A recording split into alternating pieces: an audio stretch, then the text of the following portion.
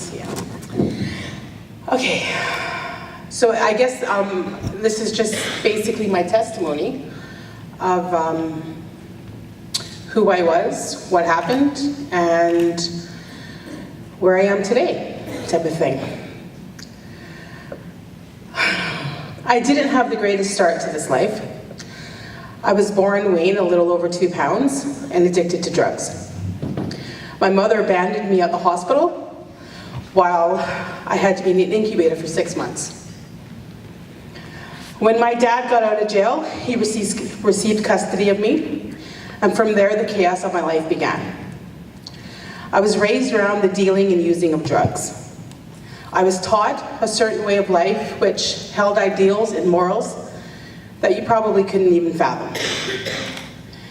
I followed in my family's footsteps and I became a drug dealer at an early age.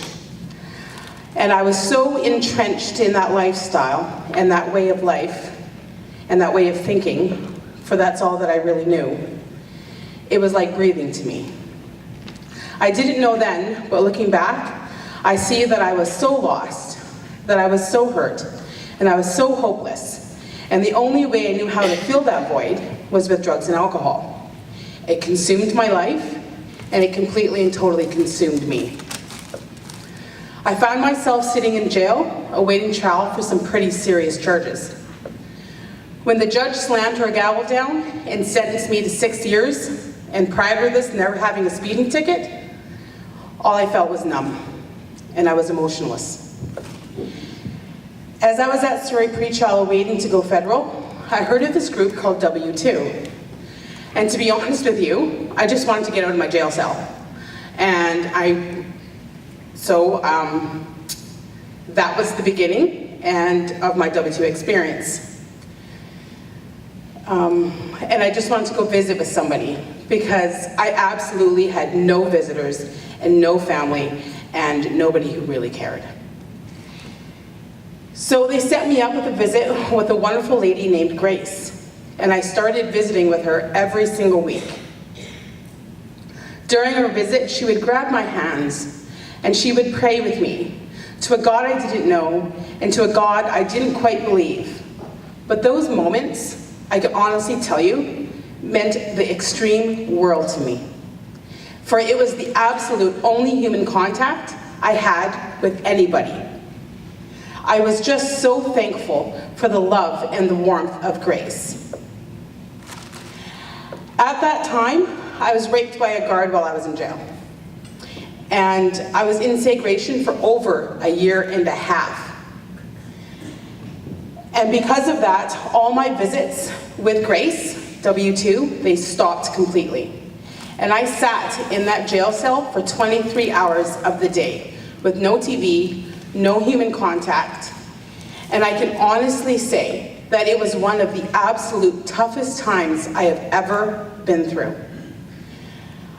I think W2, or it was Grace, or probably a combination of both, were fighting to have visits with me. Because after a while, the visits finally continued. And I don't think, when I wrote this today, looking back, I don't think I would have made it out of there, honestly, if it wasn't for those visits with Grace. She gave me hope and she gave me love that I had never experienced before in my life. Once transferred to FBI, I went into a major depression.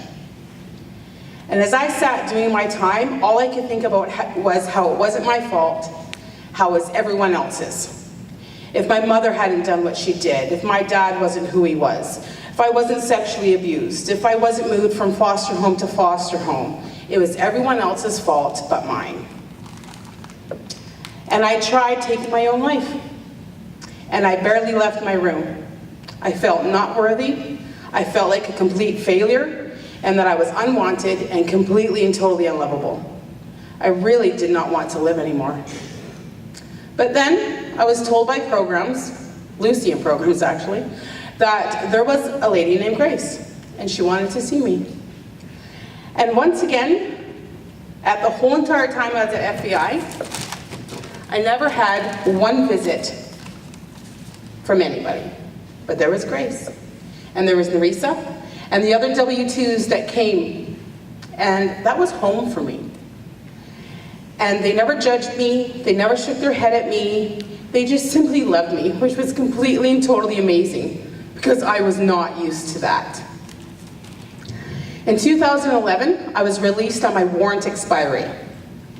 And I thought at that time that that was completely and totally awesome, because that means that CSC had no jurisdiction over me. There was no programs for me to take, there was no parole officer, and I was like, woohoo, I'm free. But little did I know that after doing 6 years, you need reintegration into the community. You need support. And I had none of that. And shortly after, I was using and selling drugs again. It was the complete and lowest point in my life. Broken, hopeless, and lost does not begin to describe how horrible I felt. January 13th, 2013 was the day my life changed. As I was literally having the life strangled out of me by another human being, this was the first time that God spoke to me. I saw my life flash before my eyes from birth to that exact moment, and it was sad.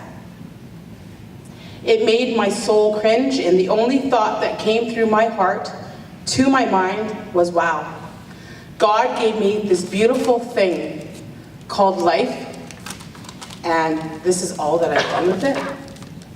How sad. What a waste.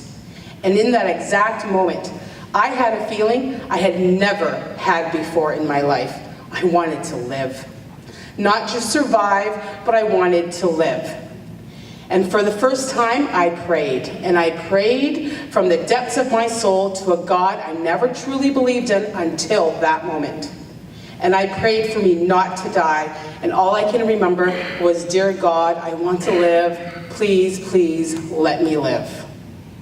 And from that moment forward, I did everything I could do to keep me clean and sober. For I was not going back. I did a set of AA steps. I went to meetings. I just kept doing the next right thing. And I kept doing the next best thing. And before you know it, time adds up. In the early beginnings, Nerissa contacted me. And I remember her and her red hat. And I remembered the grace that Grace gave me. And I remember thinking, I'm going to connect with this lady, even though, because for people like me, that's like so uncommon to accept this.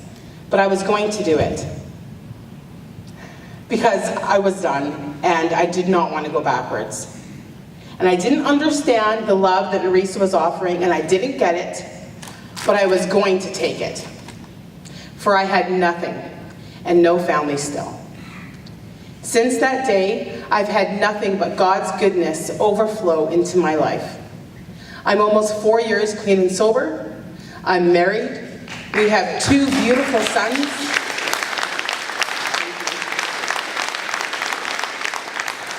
We just bought our first home. But the most wonderful change is something that you cannot see. It's the change that is within me. Because of God's grace and His amazing love, I can love and accept love. I know happiness and I know freedom. And these wonderful changes of me are all for the glory of God. For I am not the same person that I was before in any means. It's like I've been born again to a new life and to a new family. And this doesn't mean that life doesn't have its struggles, because life has its struggles. It's just my solid rock is now in Jesus Christ. And I've learned tools on how to handle life on life's terms. And if it wasn't for M2W2, for Grace, for Nerissa, in and out of prison, I really, honestly, do not know where I'd be, for there's such a part of my story. They were planting seeds, and I didn't even know it. And if it wasn't for these wonderful ladies and for this wonderful organization, I can honestly say I probably would not be sitting here. Because everything is in God's world happens in His time, right? Thanks.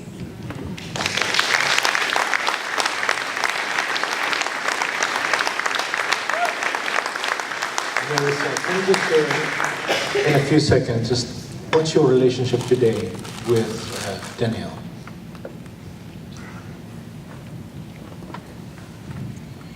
I met Danielle, like you said, in FBI, and I was helping coordinate that, and I matched her up with Grace, because she wanted to be matched up with Grace.